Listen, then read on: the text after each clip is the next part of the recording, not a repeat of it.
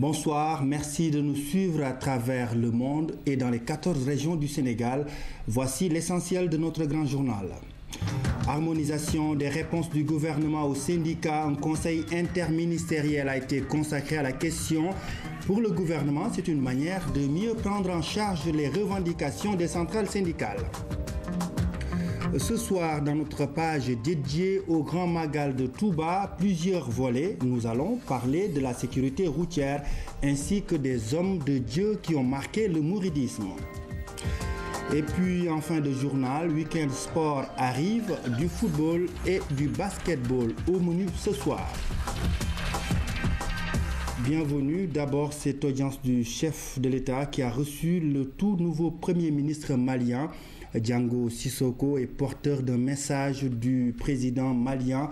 Les discussions entre les deux autorités ont porté sur les derniers développements de la crise au Mali. Je vous propose tout de suite d'écouter le Premier ministre malien au micro de Radikan. Je viens effectivement d'être reçu par son Excellence, Monsieur le Président de la République. Je suis porteur d'un message du président Dioncounda Traoré, son Excellence M. Macky Sall. On ne peut pas porter un message en ce moment précis de la part du président malien sans parler de la crise malienne. Nous avons effectivement parlé de la crise malienne, mais le président Macky Sall était un fin connaisseur de ce dossier. Donc le président Dioncounda Traoré a tenu à lui porter à sa connaissance les derniers développements du traitement de ce dossier. Le président de la République a très bien accueilli le message et il a prodigué des conseils, fait des recommandations pour un traitement encore plus efficace et plus efficient de ce dossier. Je vous le disais en titre, le Premier ministre Abdoul Mbaye a présidé ce vendredi un conseil interministériel consacré à l'harmonisation des réponses au cahier de charges, au cahier de doléances des syndicats, une nouvelle démarche qui permet au gouvernement de mieux prendre en charge les revendications des travailleurs. Le compte-rendu de Seydina Lunfal. Les centrales syndicales soumettent chaque année les mêmes doléances au président de la République à l'occasion de la fête du travail. Dorénavant, les cahiers des doléances ne seront plus des documents soigneusement rangés dans les tiroirs. Ce conseil interministériel est l'occasion d'harmoniser les réponses aux revendications consignées dans les cahiers de doléances des syndicats. Tous les cahiers de doléances qui étaient fournis par les centrales syndicales ont été étudiés, synthétisés et envoyés aux centrales syndicales d'abord pour validation. Les cahiers de doléances ont été transmis aux différents membres du gouvernement qui sont concernés, au patronat et à tous les partenaires. Et aujourd'hui, le gouvernement était en train de faire le point. À l'heure actuelle, les revendications les plus importantes ont été satisfaites. Les pensions des retraités ont été valorisées. Les salaires des travailleurs ont aussi été augmentés avec la baisse des impôts. C'est près de 29 milliards qui vont retourner aux travailleurs. Une augmentation des pensions de retraite de 10%. Et un travail est en train de se poursuivre pour que les petites pensions à ce niveau aussi soient sensiblement améliorées. Le gouvernement ne compte pas s'arrêter en si bon chemin. Des mesures sont prises pour assister les populations les plus démunies. Dans le cadre des bourses familiales, pour aider les pays, les populations, les familles les plus pauvres à pouvoir disposer d'un minimum de ressources et pouvoir survivre. Le gouvernement donc a pris des mesures qui vont déjà dans le sens de la prise en compte des revendications les plus essentielles des travailleurs. Le gouvernement a opté pour le dialogue avec les organisations sociales et les centrales syndicales. Les négociations sectorielles initiées dans les différents ministères vont se poursuivre, selon le ministre de la fonction publique. Le gouvernement va très bientôt convoquer une commission nationale qui va faire le point sur toutes les revendications des centrales syndicales afin de dégager des solutions réalistes et réalisables. Réhabilitation de la route Passy-Sokone, l'Union européenne débloque 10 milliards de francs CFA. La cérémonie de signature de la convention de financement s'est tenue cet après-midi. Occasion saisie par les deux institutions pour inviter au respect du contrôle de la charge à l'essieu.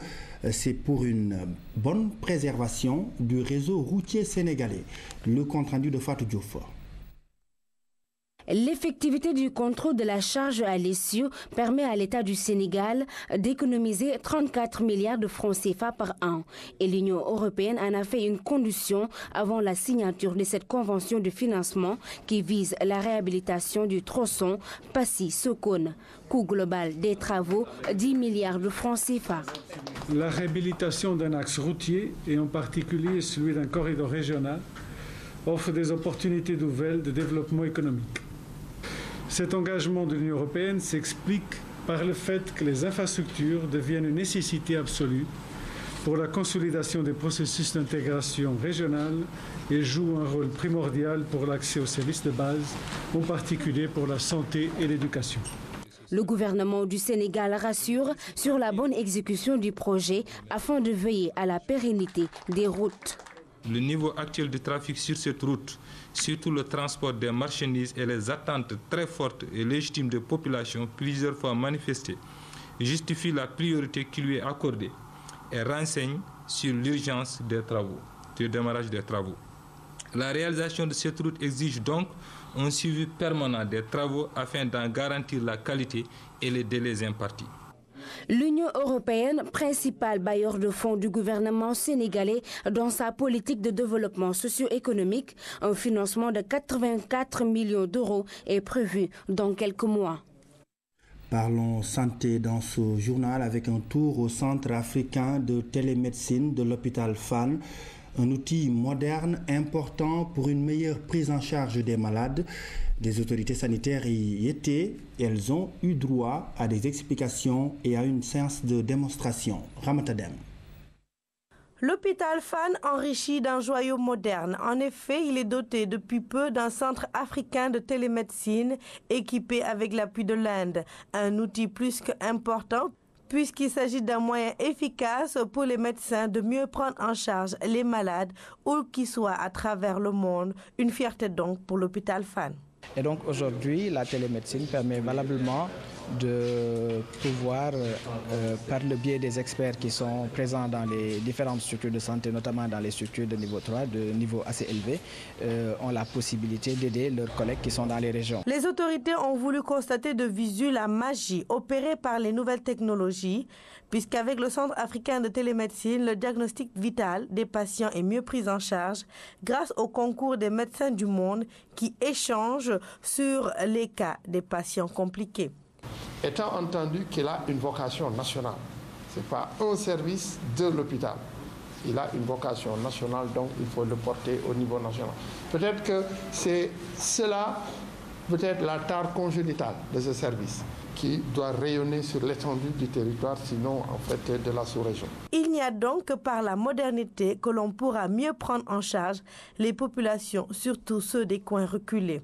Faute de personnel et d'infrastructures suffisants, le centre de télémédecine pourrait hautement contribuer à sauver la vie de nombreux patients qui n'ont pas la chance d'accéder à certaines structures ou certains professeurs et médecins. Ce centre est logé à Fann, mais c'est un centre de référence national. Bien évidemment, il peut continuer à loger à Fann, mais avoir des missions qui dépassent l'hôpital de Fann, qui dépassent Dakar, qui soient de couverture nationale. Et donc ça suppose qu'au-delà de ce qu'essaie de faire l'hôpital de Fann, que le gouvernement vous aide à achever en 2013. En 2013, il faut que le centre soit totalement achevé. Moi, je vais aller plus loin. Je dirais que d'ici 2016, l'ensemble du pays, les hôpitaux, les centres de santé, les postes de santé, l'ensemble, je ne dis pas 100, je ne dis pas 200, l'ensemble de ces structures, d'ici 2016, devront être connectées. Le Centre africain de télémédecine, un outil moderne pour plus d'efficacité dans le travail des médecins du Sénégal. Et nous allons à présent à Sinthiou, Bamambé et à Bakel, deux localités de la vallée du fleuve Sénégal, où les populations ont pendant 72 heures bénéficié de prises en charge médicale gratuite. L'action est de 2 opérateurs économiques proches du chef de l'État, Kalidou Wagué et Mamadou Konté, ont l'ambition d'être au chevet des populations démunies. Voici le compte-rendu d'Abdoulaye Sinkare. Dans cette école de Sinthiou Bamambé, c'est le grand rush. Les populations sont venues voir les médecins de l'action sanitaire pour le Fouta. Ici, les consultations et soins sont gratuits. On salue leur passage et leur présence ici à Sinthiou Bamambé. Nous souhaitons encore qu'ils continuent cette action qui est vraiment une action noble et digne de son nom. C'est une campagne extra vacances. Les pathologies qu'on rencontre ici en général, c'est chez les personnes âgées en général, c'est les lombalgies chroniques, l'hypertension artérielle mal suivie en général. Chez les jeunes, c'est les infections, les petites infections qui deviennent chroniques. Mais bon, on essaie de faire avec les moyens du bord. Ce geste de proche du chef de l'État est salué par le maire de Sinthiou Bamambé. Pour lui, le développement du Fouta doit passer avant tout par une bonne santé des populations. Kalidou Wagué et Amadou Konté ont poursuivi leur action jusqu'ici, à Bakel. Dans cette ville, le district sanitaire a vu son personnel renforcé par des membres de l'ASFO. Aujourd'hui, des populations des villages très reculés ont pu venir assister à ces consultations dans des spécialités différentes, notamment dans le domaine de la gériatrie, dans le domaine de la pédiatrie et de la gynécologie, également dans le domaine de la chirurgie dentaire, ce qui a permis d'avoir un éventail de soins diversifiés, mais également des médicaments génériques qui étaient à leur disposition et surtout des soins qui étaient entièrement gratuits. Pour les natifs de Bakel, ce genre d'initiative est à perpétuer. Au nom de toute la population du département environnant, que ce soit la Mauritanie jusqu'à dans le Djeri, nous remercions et félicitons Kalidou Wagué par rapport à cette initiative et cet acte qui est noble, qui est social, qui n'est pas facile à voir. Et pour moi, c'est une grande première dans ce département. Je suis natif de cette localité. Pour la première fois que j'ai eu à voir cela, et vraiment, il y a eu une participation forte de la population. Sinthiou Garba aussi a reçu cette campagne humanitaire. Pendant 72 heures, les populations de la vallée du fleuve ont pu bénéficier de prises en charge sanitaires gratuites. Les organisateurs ont promis de pérenniser ce geste de haute portée sociale. Le réseau national Islam Santé Éducation réaffirme son engagement pour la lutte contre le sida. Les imams comptent jouer un grand rôle pour stopper la pandémie. Leur combat débute par la sensibilisation contre la transmission mère-enfant. Aline Badarakan. La prière est bien naturellement leur première arme, mais les imams disposent également d'une autre corde à leur arc, le sermon, un atout précieux qu'ils comptent utiliser pleinement pour freiner le sida, notamment la transmission mère-enfant. L'importance des sermons dans la réponse est d'une nécessité capitale. Vous savez très bien que 5 fois par jour, les imams rencontrent les fidèles, des adultes, des jeunes, mais chaque vendredi, mais aussi dans les temps forts que sont la Tabaski, la Tamkharit, la Korité, etc. Les imams, des alliés précieux dans le combat contre le sida, le CNLS leur renouvelle sa confiance. Il est important que les religieux puissent promouvoir le dépistage de toutes les femmes enceintes, parce que si on dépiste toutes les femmes enceintes au Sénégal, nous avons des moyens de prévenir cette transmission. En tout cas, nous, c'était notre vœu et nous comptons vraiment sur l'alliance des religieux. Le partenariat est ainsi reconduit. Le CNLS et les imams resserrent les rangs pour une lutte victorieuse contre le sida. Au mois de mars prochain se tiendra à New York la conférence sur la condition de la femme. Déjà, une rencontre internationale vient d'être organisée au profit des organisations féminines et de la société civile. C'est pour renforcer leur capacité en vue d'une bonne participation à la rencontre de New York. Ibrahim Ndong. Elles sont toujours d'actualité. Les violences faites aux femmes et aux filles préoccupent au quotidien les organisations féminines. Pour faire face à ce phénomène, une batterie de mesures est préconisée par les différents acteurs. Il s'agit du renforcement de la politique de lutte contre cette situation et de l'élaboration d'un programme d'alphabétisation pour ces dernières, entre autres.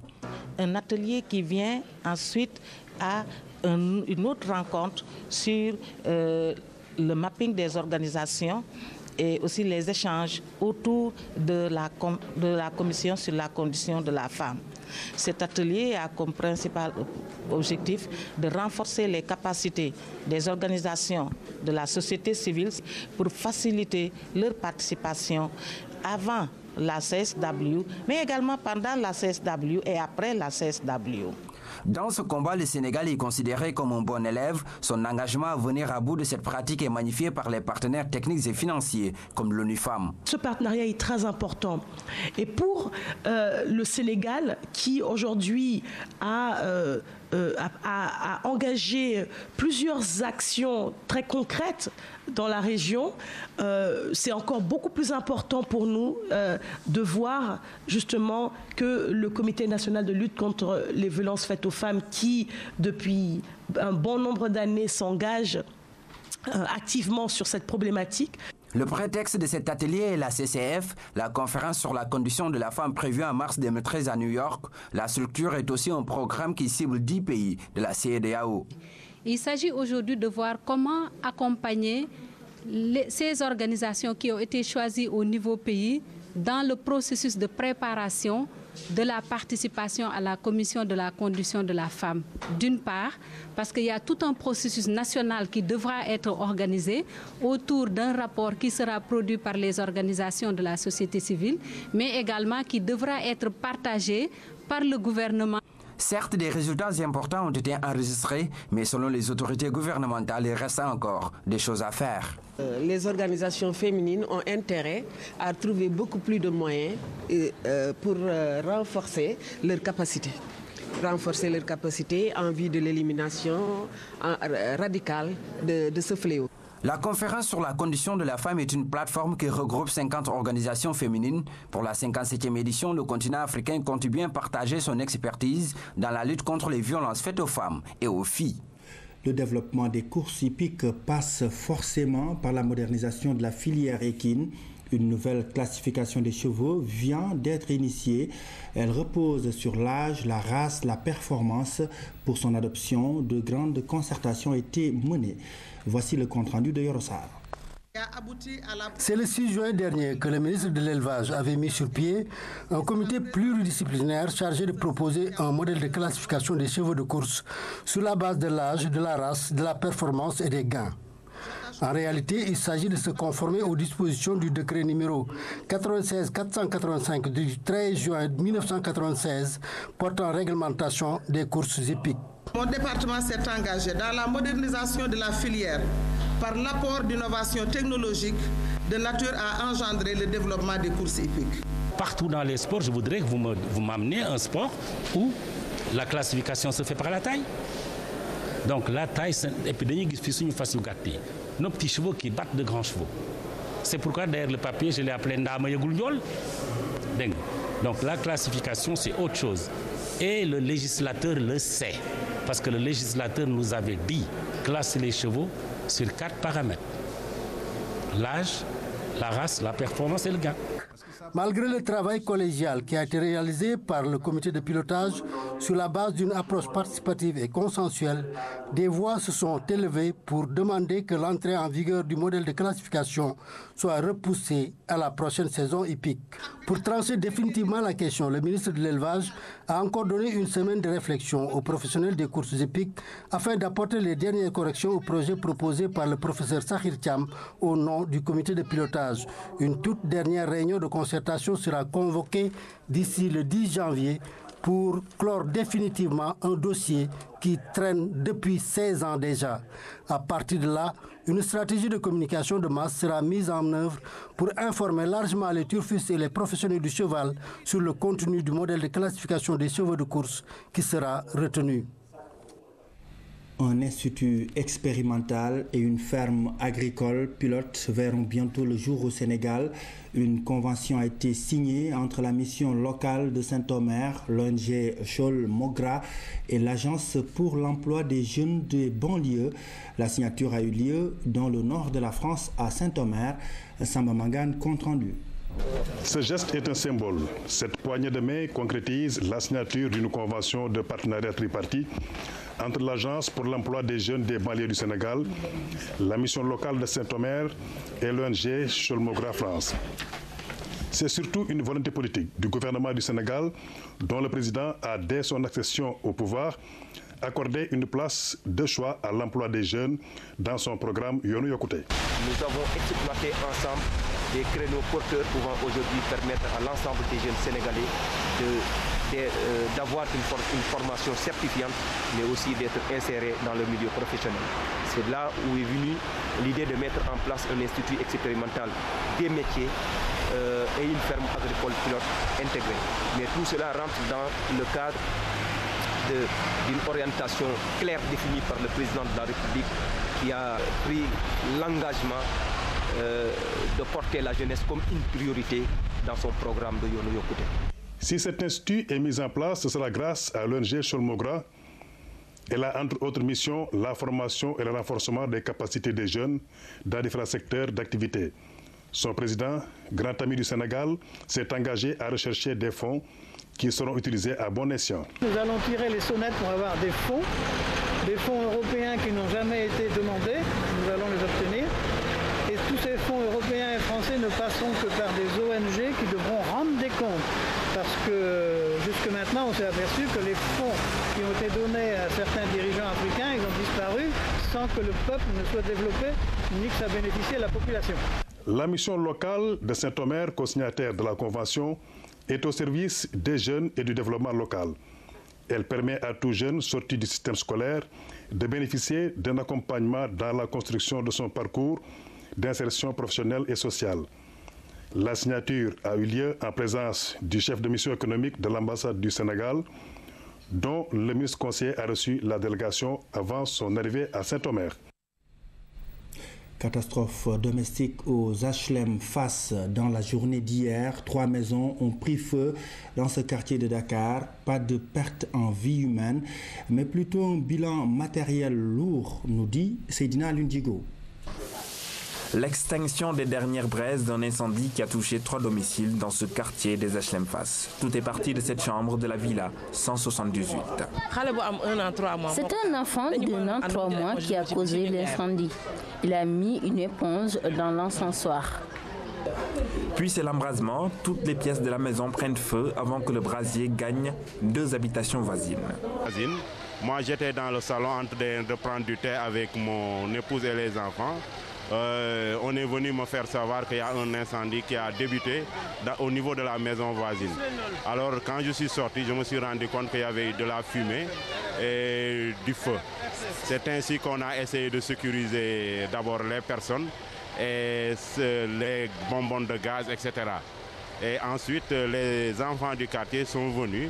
Première intervention jusqu'à l'arrivée des sapeurs-pompiers, jugée quelque peu tardive. Il faut qu'ils ont mis un peu de temps. Mais heureusement, les enfants du quartier vraiment ont eu à faire un travail vraiment que je salue. On nous a contactés à 19h03. Nous étions ici déjà à 19h08. On a commencé l'insection. Ensuite, le feu a été vraiment éteint avec des moyens suffisants. Plus de peur que de mal, pas de victimes humaines, mais les dégâts matériels sont conséquents. Au total, 12 chambres ont pris feu. Écologie et environnement dans ce grand journal. Nous faisons un saut au parc national de la langue de Barbarie pour constater l'ouverture d'une nouvelle brèche, un phénomène naturel qui inquiète aujourd'hui autorités et populations locales. Voici le reportage de notre équipe permanente dans le nord du pays, Jérôme Gomis, Pabouna Tchao. Vu d'en haut, les 2000 hectares du parc national de la langue de Barbarie offrent un spectacle exotique. Seulement, ce bijou de la nature est fortement menacé par l'ouverture d'une nouvelle brèche sur la bande de terre qui sépare la mer et le fleuve. Actuellement, l'érosion ici, on peut imaginer que c'est de l'ordre de 1800 camions de sable qui partent tous les jours. Et donc, ça veut dire quoi? Ça veut dire que entre 600 et 1800 camions de sable qui partent tous les jours, on n'est pas en mesure de compenser par une action, quelle qu'elle soit, un phénomène d'une force aussi importante. Et donc là, je dis ça parce que je pense qu'il est très important de se mettre Il faut accompagner la nature, il ne faut pas s'opposer aux forces de la nature, elles sont beaucoup plus fortes que nous. Je veux dire par là que, par exemple, pour la question de la protection de Saint-Louis, Saint-Louis est protégé par un fleuve de sable. Entendez-moi bien, un fleuve de sable, c'est quoi? C'est qu'il y a ces 1800 camions de sable, ils arrivent par la Mauritanie, le long de la plage. Les poissons payent déjà le tribut de ce qu'on pourrait appeler une catastrophe écologique. Une partie de la flore du parc est complètement sous les eaux et les villages aux alentours menacés de disparition. Ici, l'urgence est visible. Ce phénomène-là, si l'État ne préconise pas des solutions, là, ça va dégrader sur tout le long de la langue de Barbarie et il y aura la population locale qui se trouve vers le côté droit, là, qui vont quitter leur demeure. Moi, ce que je suggère en ce moment, c'est que l'État dégage des moyens pour aller ouvrir l'autre embouchure qui se trouve vers le sud, parce que toujours on constate, on dit qu'une embouchure, il s'avance du nord vers le sud. Le parc est menacé, sérieusement d'ailleurs.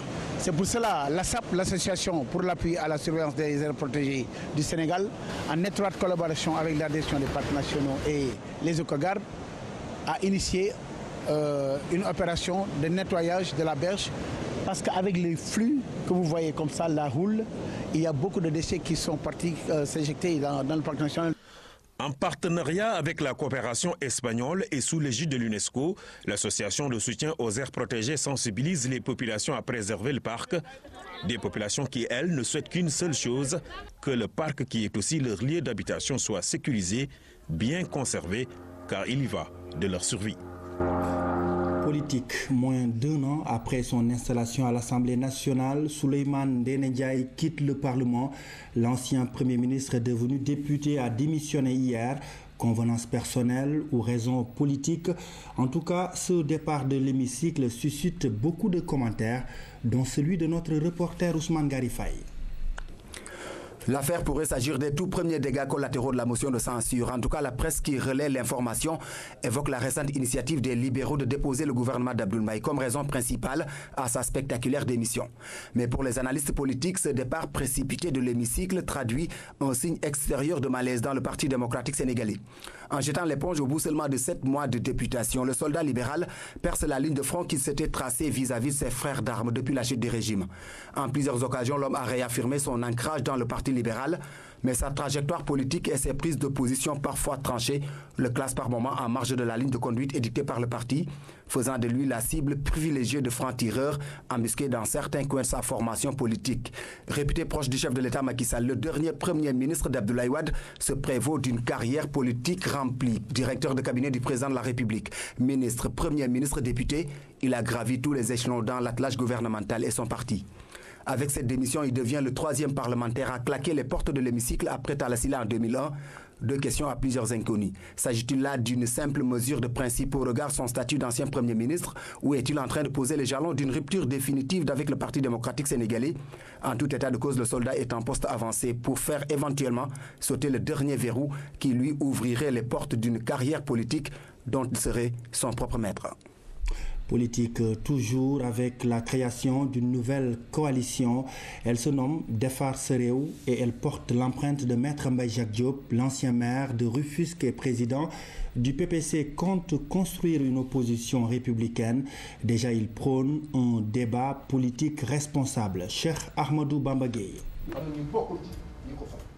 Composée de 10 formations politiques, la coalition Defar Sa Réew n'entend pas être une opposition systématique au président de la République, bien qu'elle ait eu à déplorer la dégradation des rapports entre la majorité et l'opposition. En clair, Maître Mbaye Jacques Diop s'inscrit dans une opposition républicaine et n'exclut pas un partenariat avec l'APR. Quand nous irons aux élections locales, par exemple,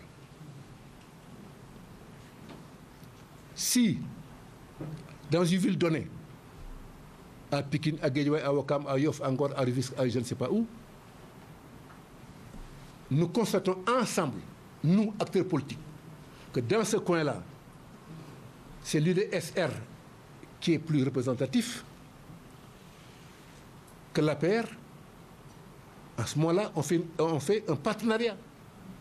Par exemple, on donne 10 conseillers, 10 investis au titre de l'UDSR et 5 ou 6 au titre de l'APR. Et ensuite, vice-versa. Si dans un autre coin, l'APR est plus fort ou plus représentatif, on donnera à l'APR 15 ou 20 et on donnera au parti de choses 2 ou 3. et on formera une coalition électorale pour la circonstance. Pour autant, on n'est pas intégré à l'APR.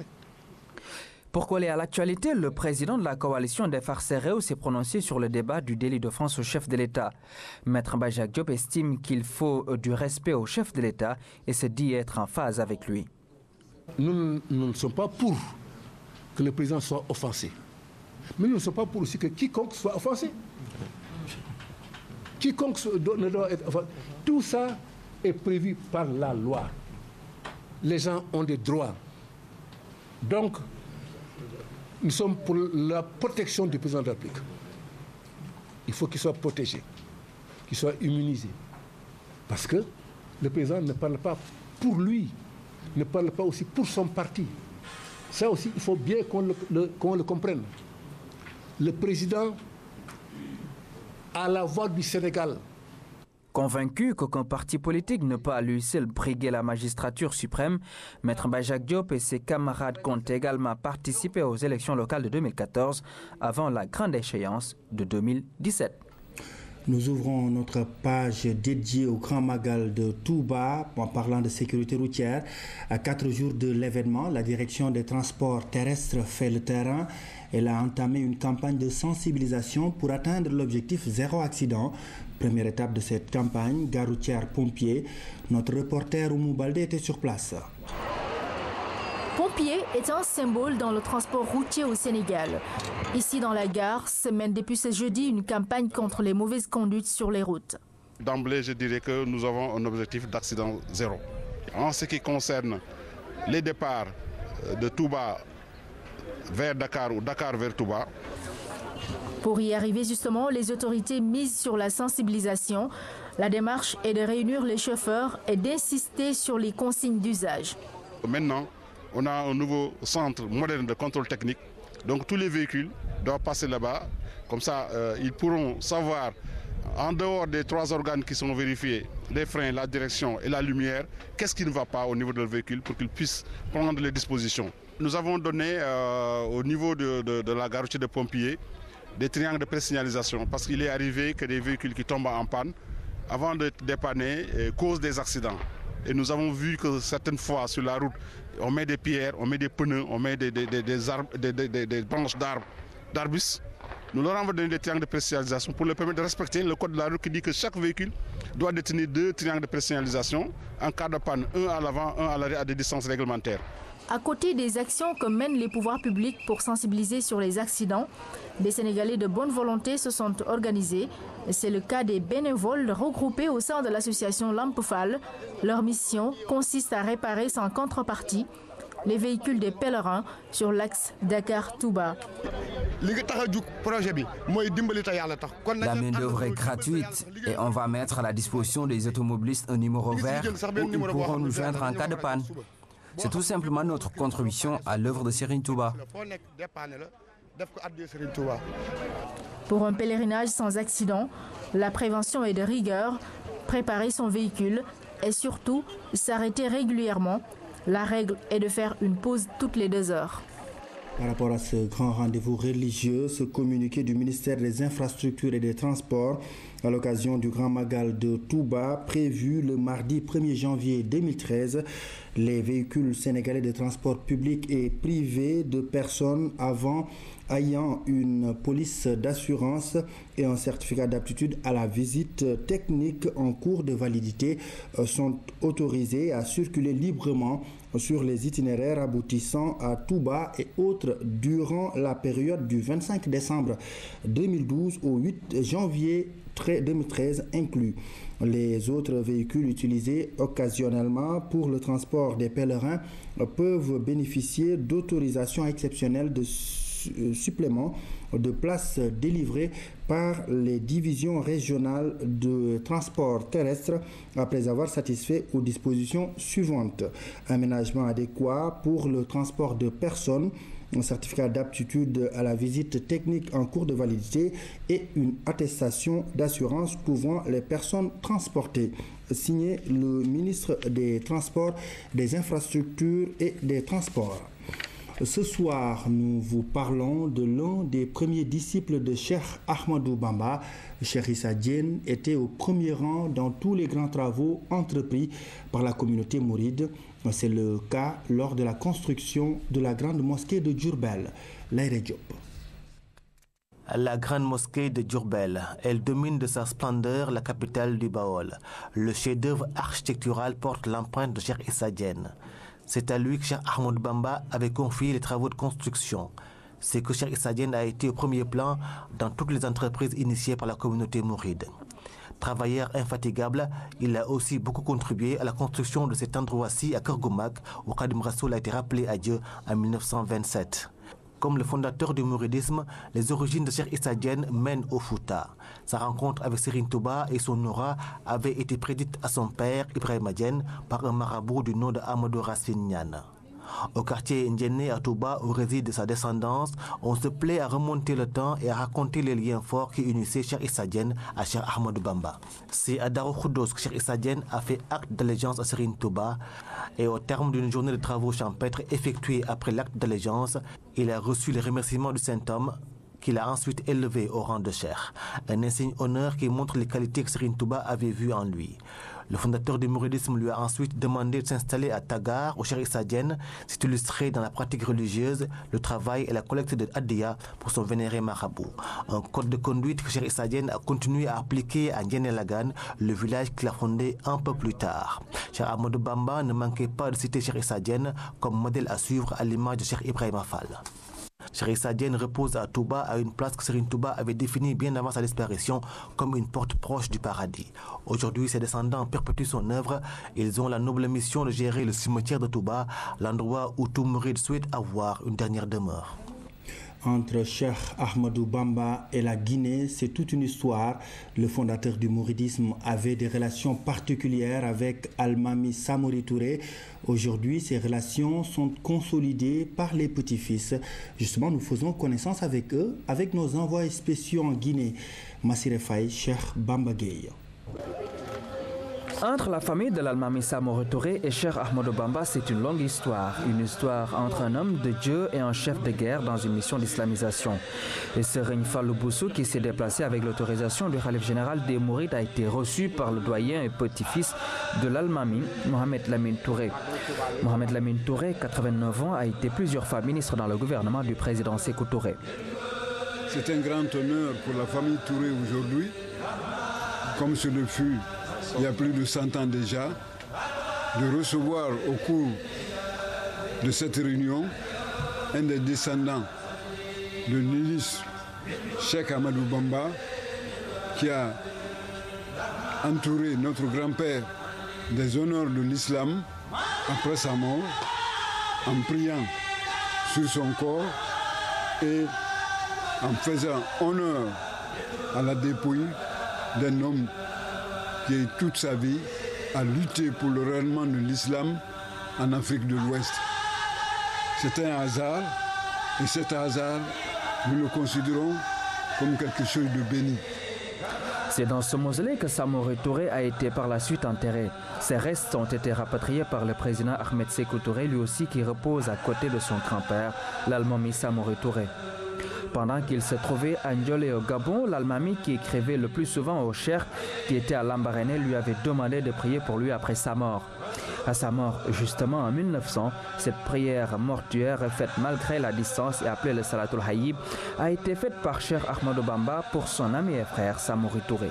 gise bi xëy na amul ci zahir waaye nag gisante nañ ci baatum te it fasalante nañ itam maanaam amoon nañ itam ay diggante ci wàllu kóllëre ak cofeel goo xam ne lépp li ko laloon rek mooy yàlla ak it diine jiñ bokk muy dégg nga l'islam. vers 1900 maanaam lu jiitu Samori di génn àddina tuuti fekk na mu am rapport ak sëriñ bi fekk na déggante nañ ba doon jokkalante ay bataaxel ak i lettre ci la Samori binde benn lettre sëriñ bi di wax ni nga xam ne noonu la amee ci moom yaakaar ak ni mu ko bëggee ak it ni nga xam ne mooy bëgg-bëggam ci bu yàlla dogalee tey mu génn àddina mu man koo taxaw ci maanaam ñaanal ko daal wala boog jullee ko waaye booba sëriñ bi li mu ko tontu ci liñ gëstu ñun ci histoire bi moo di def ko ne loolu nga ma wax nongul naa la ko bu baax a baax te dinaa ko def lu ma man waaye dama bëgg nga xam ne fii ma nekk ci Lambaréné li ma fi téye mooy li nga xam ne moo la téye foofu ci Ndiolé ba wax nañ ne bi nga xamee ne Samori almaami Samori nelaw na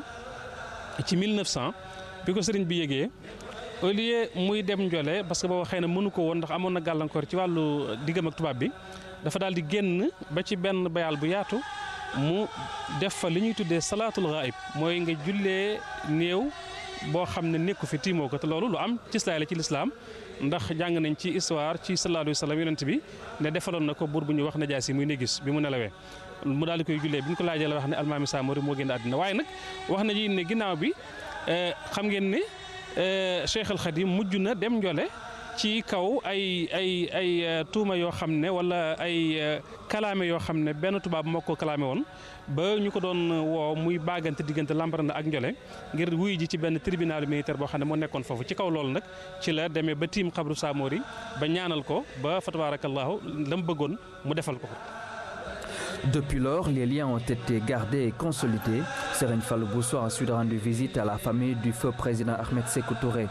Adja Nyunkumba Touré, jeune sœur du défunt président, a beaucoup salué et magnifié ce geste du khalife général des Mourides représenté par cette forte délégation. Une démarche vivement saluée aussi par Mohamed Touré, fils du président Sékou Touré, qui a remercié également le khalife général des Mourides. Mohamed Touré de rappeler l'admiration que son père vouait à Cheikh Ahmadou Bamba et à sa famille, comme en témoigne ce voyage à Touba. Après ce voyage à Touba, Mohamed Touré rappelle que son père a même donné à la 17e promotion de l'université de Conakry en 1982 le nom de Cheikh Ahmadou Bamba. Voilà 5 ans, jour pour jour, que disparaissait Serigne Saliou Mbacké. Il fut le 5e khalife général des Mourides et son œuvre est inscrite en lettres d'or dans les annales de l'histoire du mouridisme. Retour sur la vie de l'homme de Dieu avec Abibou Mbaye. Allahu min kulli karim al-akramu man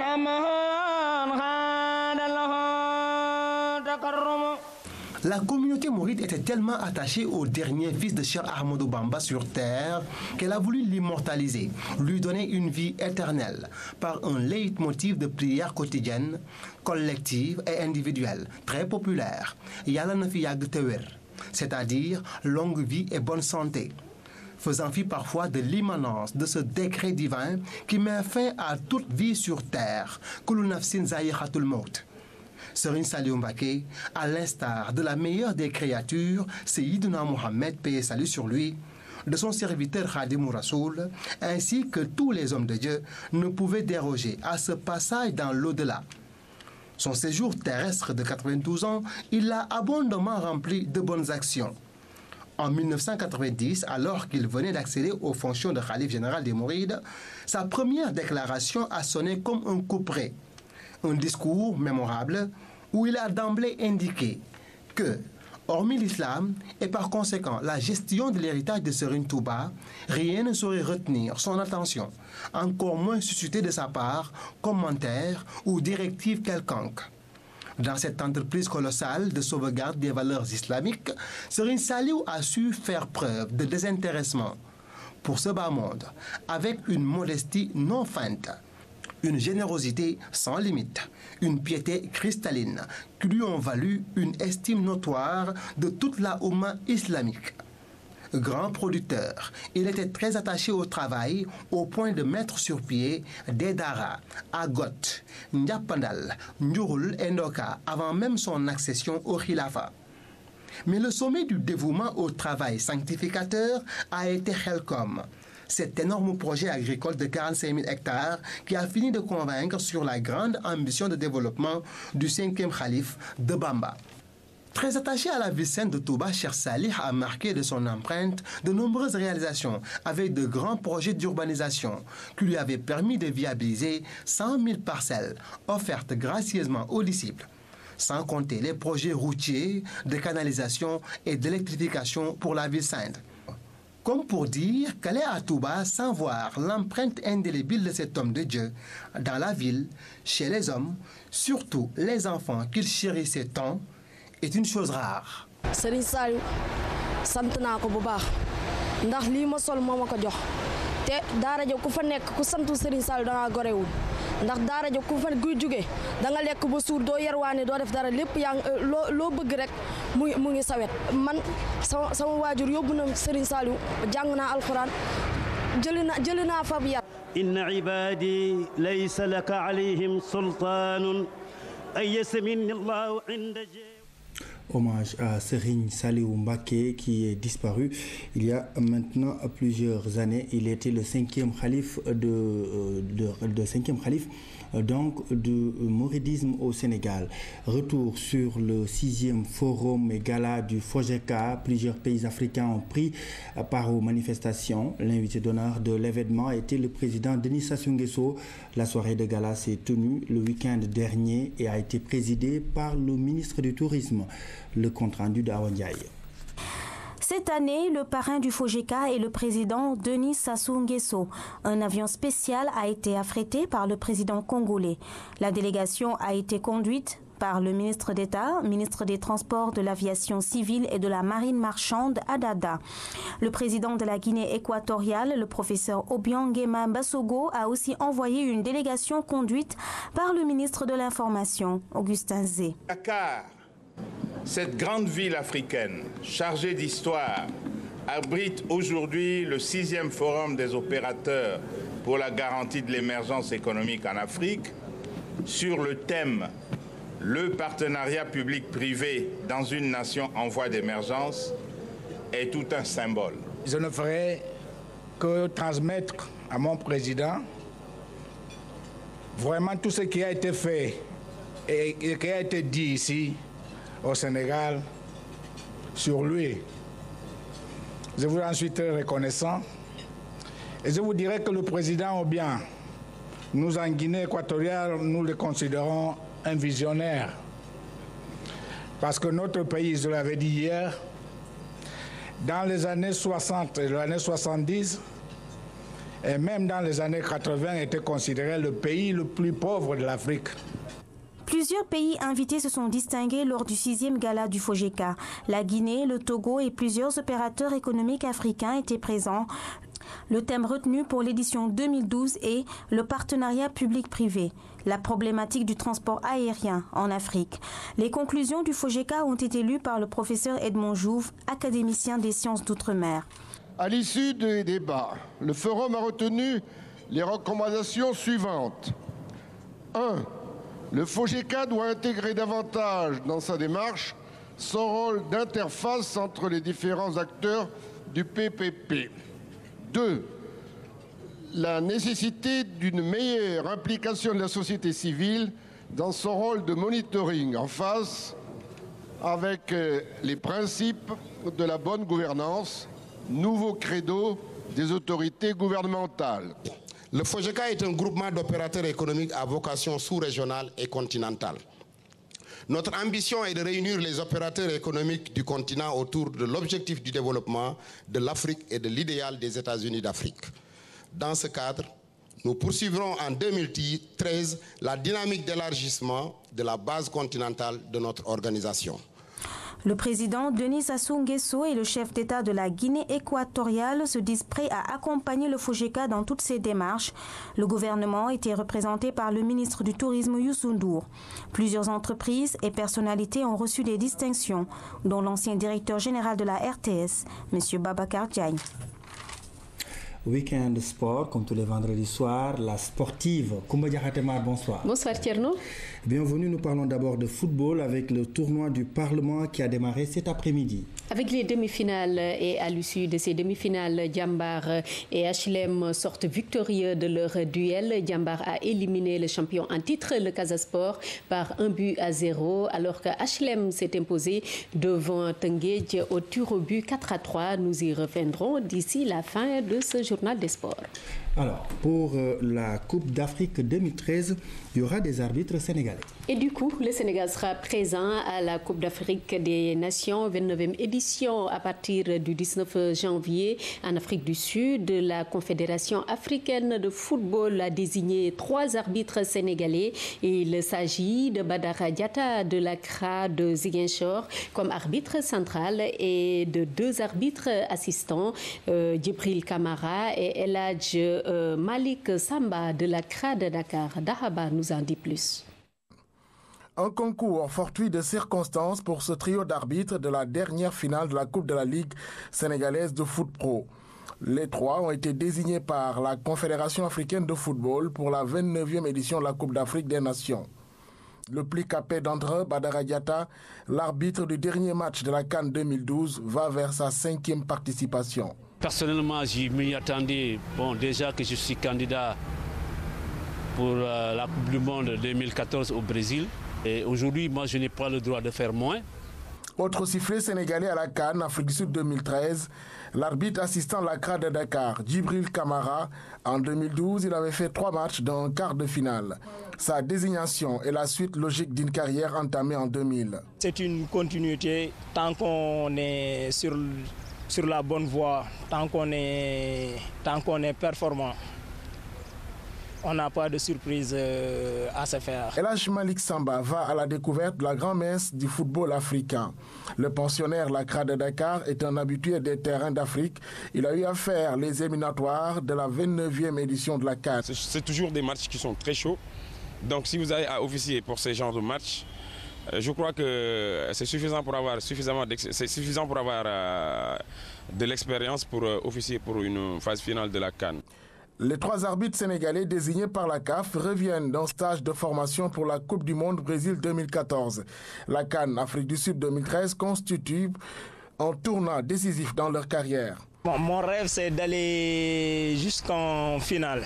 Sur le plan physique, sur le plan mental, il faut avoir un mental de fer en tant qu'arbitre. Il faut avoir un bon niveau intellectuel. Des ambitions légitimes, mais les conseils de l'aîné ne sont pas de trop. Les équipes arrivent avec beaucoup d'envie pour gagner et que nous, on est là pour canaliser un peu tout ça. Donc vous voyez un peu la responsabilité qui pèse sur nous, surtout le sérieux et la concentration, c'est ça qui prime le plus. Les représentants du Sénégal à ces rendez-vous du football africain quitteront Dakar une semaine avant le coup d'envoi de cette CAN 2013. Ce trio va certainement consoler les Sénégalais qui ne verront pas leur équipe nationale. Ah oui, qui n'iront pas en Afrique du Sud à partir de janvier. Et du foot, nous passons à l'athlétisme. Avec la championne d'Afrique au marteau Amy Sène en séjour au Sénégal, l'athlète sénégalaise est revenue sur sa contre-performance au JO de Londres. Amy Sène se réjouit de la distinction qui lui a été décernée par l'ANPS, l'Association nationale de la presse sportive, avait désigné Amy Sène comme meilleure sportive de l'année 2011. Un extrait de l'entretien qu'il a accordé à Massour Sow que nous écoutons. Après, très déçu au niveau sportif. Déçu de ne pas avoir pu faire ce que je voulais, parce que je me suis vraiment préparée cette année pour atteindre une finale olympique. Mais bon, après, c'est assez compliqué sur plusieurs points. La préparation elle est difficile quand on n'a pas forcément les moyens qui sont derrière. Il y a eu un manque de suivi, de tout le monde et c'est vrai qu'arrivé au jeu, on a eu une belle récompense. Mais je pense que cette prime elle est arrivée trop tard parce qu'on ne l'a pas eu pour notre préparation, donc on ne pouvait pas décrocher l'or sans avoir les moyens derrière. Donc ça, j'étais très déçue. Et c'est vrai que c'est dommage pour l'ensemble des sportifs sénégalais. Je pense qu'on a autant de qualité qu'eux. Peut-être que eux, je pense qu'eux se préparent mieux. Ils ont un meilleur suivi, un meilleur soutien derrière que nous, on n'a pas malheureusement. Et c'est dommage, quoi. Ravi et puis fier d'avoir eu cette distinction. C'est vrai que j'avais reçu un appel d'Omar Loum, qui est un ancien athlète du Sénégal. Et il m'a annoncé que justement que j'avais eu le titre de Lion d'or, je crois. Et du coup, je lui ai demandé mais c'est quoi Et il m'a dit que j'ai été élue meilleure sportive sénégalaise. Et c'est vrai qu'avoir cette distinction avec tous les grands sportifs qu'il y a au Sénégal, c'est énorme. Je trouve ça énorme. Et nous passons au basketball avec la 5e journée du championnat national qui se joue ce week-end. Une journée marquée par pas moins de 4 chocs au programme. Vous allez découvrir le tableau de cette 5e journée, d'abord chez les hommes, avec le Dakar Université Club qui reçoit Louga Basket Club à Marius Ndiaye, Douane Rail ensuite, et puis dimanche, HLM Basket Club contre BOP, c'est un derby. Saint-Louis Basket Club UGB aussi, le derby du Nord, c'est à Saint-Louis. Et du côté des dames, il y a BOP qui joue contre Ziguinchor et puis Kayor contre Mbour Basket Club, c'est à Mbour le derby quessois, à Saint-Louis UGB Sibac et Saint-Louis Basket Club JA. Et pour boucler la boucle avec les dames dimanche, un choc Jaraaf Ville de Dakar au stadium Marius Ndiaye. Et nous revenons sur les premières images des demi-finales du tournoi du Parlement.